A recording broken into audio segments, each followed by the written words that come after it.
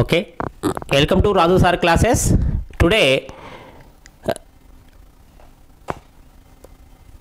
welcome to Raju sir classes. నా పేరు కోటేశ్వరరావు. ఇవాళ టుడే కరెంట్ అఫైర్స్ సంబంధించి ఓకేనా ఈరోజు ఇంపార్టెంట్ కరెంట్ అఫైర్స్ రెండు ఇంపార్టెంట్ విషయాలపైన ఈరోజు ఈ వీడియోలో మనం చర్చిద్దాం.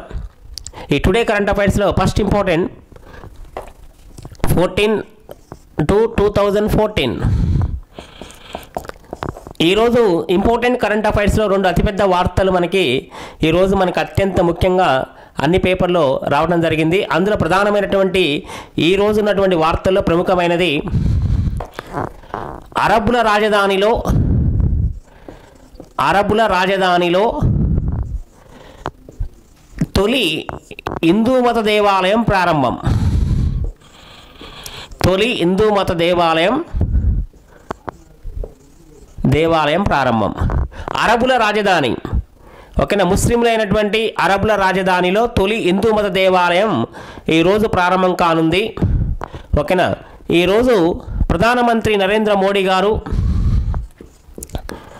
అరబుల రాజధాని అయినటువంటి అబుదాబిలో పర్యటించనున్నారు. అబుదాబి ఇది యుఏఈ యునైటెడ్ అరబ్ ఎమిరేట్స్ రాజధాని.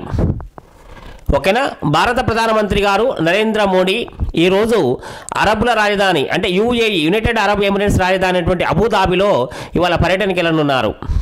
పూర్తి హిందూ మత యొక్క సాంప్రదాయాల ప్రకారం అరబ్బుల రాజధాని అయినటువంటి ఈ యొక్క అబుదాబి నిర్మిస్తున్నటువంటి తొలి హిందూ దేవాలయాన్ని ఈరోజు ప్రధానమంత్రి గారు ప్రారంభించనున్నారు. 14/2/2024 ఈరోజు ప్రారంభించనున్నారు. 14/2/2024 ఈ రోజున ప్రధానమంత్రి గారు అబుదాబిలో నిర్మించబడినటువంటి తొలి హిందూ మత దేవాలయాన్ని ప్రారంభించనున్నారు. ఈ దేవాలయం మొత్తం 27 ఎకరాలలో పూర్తిగా 27 ఎకరాల్లో ఈ యొక్క దేవాలయం నిర్మించారు. ఈ దేవాలయం యొక్క ఫౌండేషన్ 2015లో మొదటిసారిగా నిర్మించాలని చెప్పి నిర్ణయించారు. ఆల్రెడీ మనకి ఈ యొక్క యుఏఈ దేశంలోని దుబాయ్ నగరంలో ఒక ప్రముఖ సిటీ దుబాయ్ నగరంలో 2 దేవాలయాలు ఉన్నాయి. ఆల్రెడీ ఒక సిక్కు దేవాలయం ఉన్నది. సిక్కుల దేవాలయం అంటే దుబాయ్లో ఆల్రెడీ 2 దేవాలయాలు నిర్మించారు, ఒక సిక్కుల దేవాలయం నిర్మించారు. కానీ ఇవి హిందూ మత సాంప్రదాయం ప్రకారం లేకుండా ఒక విల్లాలాగా నిర్మించారు. కానీ మన భారతదేశంలో ఎలాగైతే హిందూ మత దేవాలయం నిర్మిస్తారో సేమ్ అలాగే మొదటిసారిగా ఈ యొక్క అరబుల రాజధాని యుఏఈల రాజధాని అయినటువంటి యునైటెడ్ అరబ్ ఎమిరేట్స్ రాజధాని అయినటువంటి అబుదాబిలో ఆ దేవాలయ నిర్మాణం చేపట్టడం జరిగింది. మొత్తం ఆ దేవాలయ నిర్మాణానికి 27 ఎకరాల్లో ఈ దేవాలయ నిర్మాణం పూర్తి హిందూ మత సాంప్రదాయాల ప్రకారం నిర్మిస్తున్న తొలి హిందూ దేవాలయం ఓకేనా అబుదాబి సిటీలో. దీనికోసం మొత్తం 700 కోట్లు ఖర్చు పెట్టారు. 700 కోట్ల రూపాయలు ఖర్చు పెట్టారు ఈ దేవాలయ నిర్మాణానికి. ఈ దేవాలయ నిర్మాణానికి ఒక నిర్మించబడినటువంటి ప్రముఖ సంస్థ అంటే ఈ యొక్క దేవాలయానికి సంబంధించి దేవాలయంలో ఓకేనా శ్రీ అక్షర్ పురుషోత్తం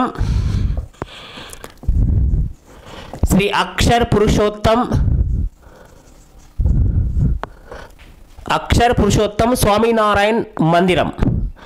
ఈ దేవాలయానికి శ్రీ అక్షర పురుషోత్తం స్వామినారాయణ్ మందిరం అని పేరు. ప్రముఖ సన్యాసి శ్రీ అక్షర పురుషోత్తం స్వామినారాయణ్ మందిరంను ఇక్కడ దేవాలయంగా నిర్మిస్తున్నారు. మొత్తం 27 ఎకరాలలో 700 కోట్ల రూపాయల ఖర్చుతోటి ఒక యుఏఈ రాజధాని అయినటువంటి అబుదాబిలో ఈ దేవాలయ నిర్మాణం జరిగింది. ఈ దేవాలయాన్ని 14/2/2024 ఈ రోజున ప్రధానమంత్రి గారు ఇవాళ యుఏఈ పర్యటనకి వెళ్తున్నారు. అక్కడ ఈ దేవాలయాన్ని ఓపెన్ చేస్తారు. ఈ దేవాలయం నిర్మించినటువంటి సంస్థ మొత్తం 700 కోట్ల రూపాయల ఖర్చుతోటి బాబ్స్ అనే ఒక సంస్థ ఈ యొక్క దేవాలయ నిర్మాణాన్ని చేపట్టింది. ఈ దేవాలయ నిర్మాణం కోసం రాజస్థాన్, గుజరాత్ అలాగే భారతదేశంలోని ఇతర రాష్ట్రాల నుండి దాదాపు 2000 మంది కార్మికులు ఆ దేవాలయ నిర్మాణానికి వెళ్ళడం జరిగింది. రాజస్థాన్, గుజరాత్ దేశంలోని మిగతా రాష్ట్రాల నుండి దాదాపు నిపుణులైనటువంటి 2000 మంది కార్మికులు అక్కడికి వెళ్ళి ఈ దేవాలయ నిర్మాణంలో పార్టిసిపేషన్ చేయడం జరిగింది. పూర్తి హిందూ మత సాంప్రదాయాల ప్రకారం ఒక ముస్లిం దేశంలో ఒకనా నిర్మించబడుతున్నటువంటి తొలి హిందూ దేవాలయం ఈరోజు ప్రారంభం కానుంది. అంటే ఒక ముస్లిం దేశంలో హిందూ మత సాంప్రదాయాల ప్రకారం నిర్మిస్తున్నటువంటి తొలి దేవాలయం ఇవాళ అబుదాబిలో ప్రధానమంత్రి గారు ఓపెన్ చేయనున్నారు. దాన్ని శ్రీ అక్షర్ పురుషోత్తం స్వామినారాయణ మందిరం అంటారు. ఈ దేవాలయానికి బాప్స్ అనే ఒక సంస్థ దేవాలయ నిర్మాణం చేపట్టింది. ఈ దేవాలయం కోసం ఇండియాలోని రాజస్థాన్, గుజరాత్, మిగతా రాష్ట్రాలలోని కొంతమంది నిపుణులైనటువంటి కార్మికులు 2000 మంది ఈ దేవాలయంలో పనిచేయడం జరిగింది. ఈ దేవాలయ నిర్మాణానికి దాదాపు 27 ఎకరాలు ఏరియాలో ఈ దేవాలయం నిర్మిస్తున్నారు. ఈ దేవాలయం యొక్క ఎత్తు 108 అడుగులు. 108 అడుగుల ఎత్తుతో 262 అడుగుల వెడల్పుతో ఈ దేవాలయ నిర్మాణాన్ని చేపట్టారు. 108 అడుగుల ఎత్తు, 262 అడుగుల ఎడల్పు.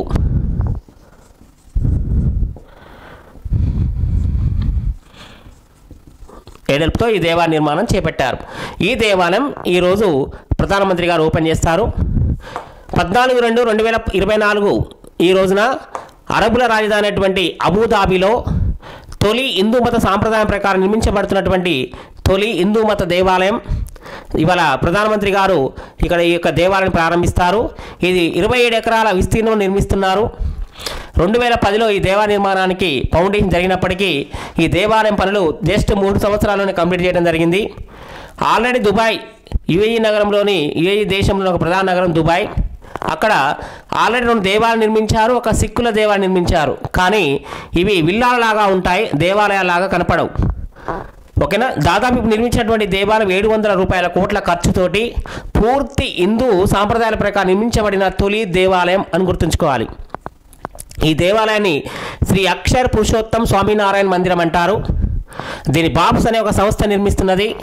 ఈ యొక్క దేవాలయం కోసం రాజస్థాన్, గుజరాత్ దేశాల నుండి 2000 మంది రాజస్థాన్, గుజరాత్ ఇతర దేశంలోని ఇతర రాష్ట్రాల నుండి రాజస్థాన్, గుజరాత్ దేశంలోని ఇతర రాష్ట్రాల నుండి దాదాపు 2000 మంది కార్మికులు ఈ దేవాలయ నిర్మాణం కోసం పార్టిసిపేషన్ చేయడం జరిగింది.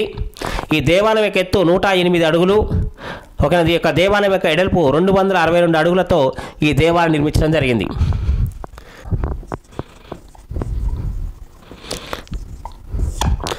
PM సూర్య ఘర్ ముఫ్త్ బిజ్లీ యోజన.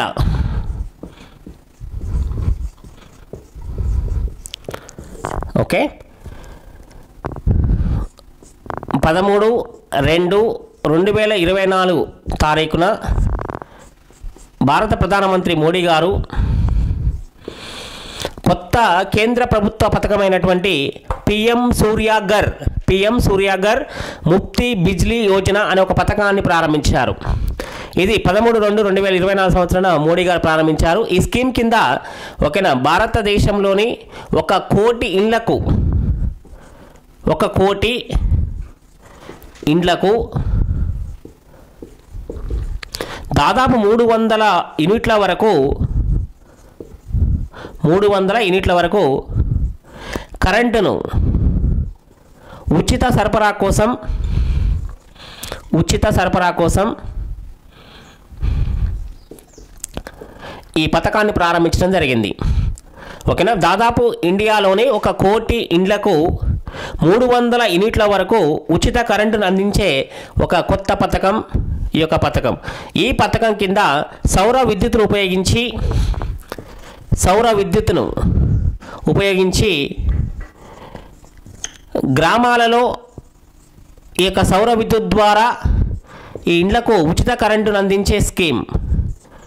ఒకవేళ ఈ కరెంటుకి అయ్యే లబ్ధిదారులు ఎవరైతే ఈ కరెంటును పొందుతారో వాళ్ళకి సంబంధించినటువంటి ఇన్కమ్ను వారి అకౌంట్లోనే బ్యాంకుల్లో వేసే విధంగా కేంద్ర ప్రభుత్వం ఈ కొత్త పథకాన్ని ప్రవేశపెట్టింది.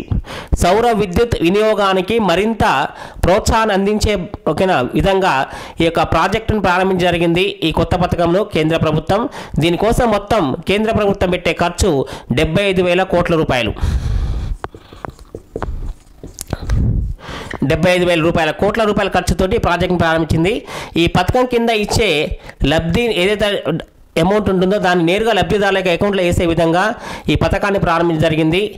పిఎం సూర్యాఘర్ ముఫ్త్ బిజ్లీ యోజన భారతదేశంలోని కోటి ఇండ్లకు ప్రతి నెల 300 యూనిట్ల వరకు ఉచిత విద్యుత్తును అందించే విధంగా ప్రజా సంక్షేమం సుస్థిరాభివృద్ధిలో భాగంగా సౌర విద్యుత్ వినియోగానికి మరింత ప్రోత్సహించడం కోసం ప్రధానమంత్రి గారు ఈ పథకాన్ని ప్రారంభించడం జరిగింది.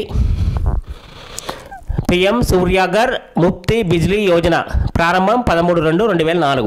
దీన్ని ప్రధానమంత్రి గారు ప్రారంభించారు. ఓకేనా. ఈ పథకం కింద కోటి ఇండ్లకు ఓకేనా 300 ఇండ్ల వరకు ఉచిత సౌర విద్యుత్తును అందించే విధంగా 75,000 కోట్ల రూపాయలతోటి ఈ యొక్క కొత్త పథకాన్ని ప్రారంభించడం జరిగింది.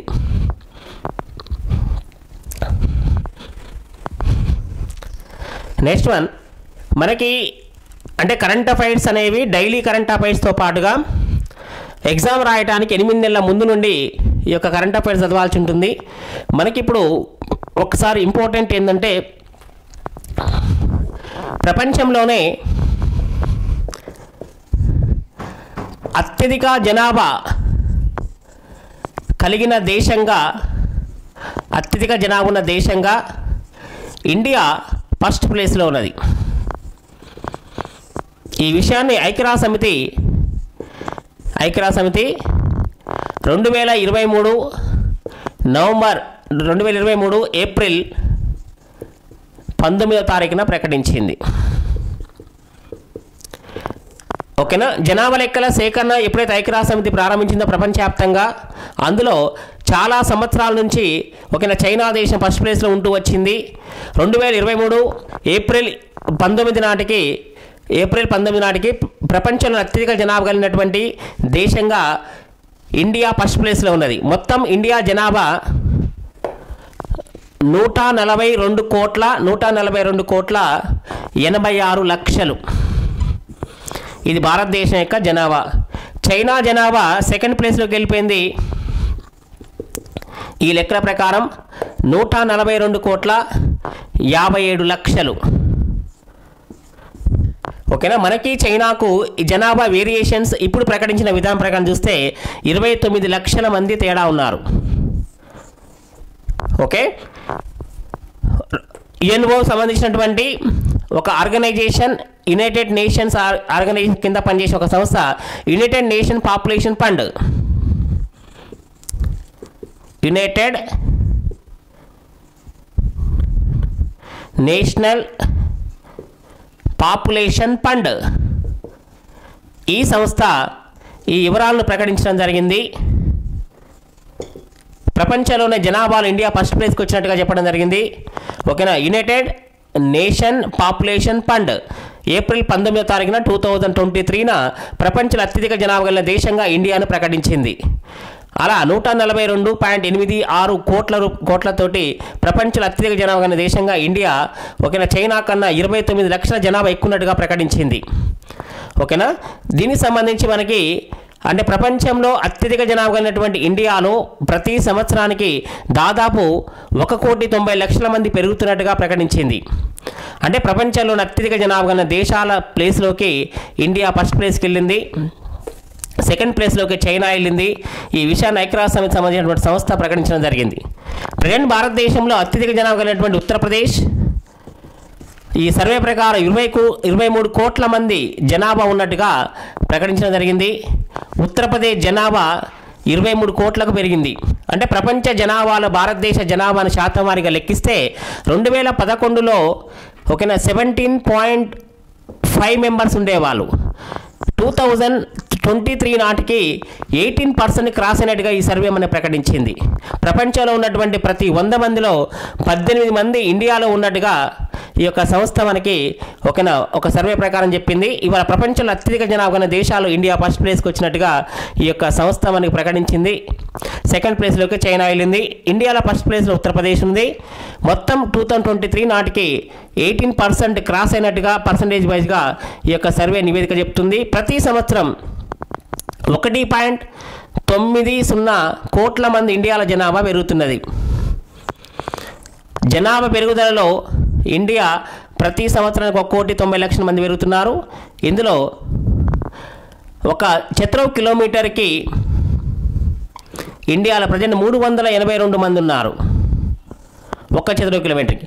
అది తక్కువగా ఆస్ట్రేలియా దేశంలో ఒక చదరపు కిలోమీటర్కి కేవలం ఒక్కరే ఉన్నారు. ఓకేనా.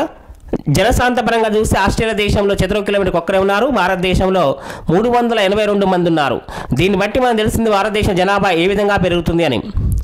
అంటే ప్రపంచంలో మొత్తం దాదాపు 100%లో 65% మంది ఒక ఆసియా ఖండంలో నివసిస్తున్నారు. అందులో ఎక్కువ మంది ఇండియా పాకిస్తాన్లో నివసిస్తున్నారు. అంటే జనాభా మొత్తం ప్రపంచవ్యాప్తంగా తీసుకుంటే ఎక్కువ పర్సంటేజ్ ఒక ఆసియా ఖండానికి పరిమితమైంది. అందులో ఈ రెండు దేశాలు ఫస్ట్ సెకండ్ ప్లేస్లో దాదాపు 35% జనాభాను ఈ రెండు దేశాలే కవర్ చేసేసినాయి. ప్రతి 100 మందిలో 35 మంది ఇండియా చైనాలోనే ఉన్నారు. ఇది గుర్తుపెట్టుకోండి. ఓకే.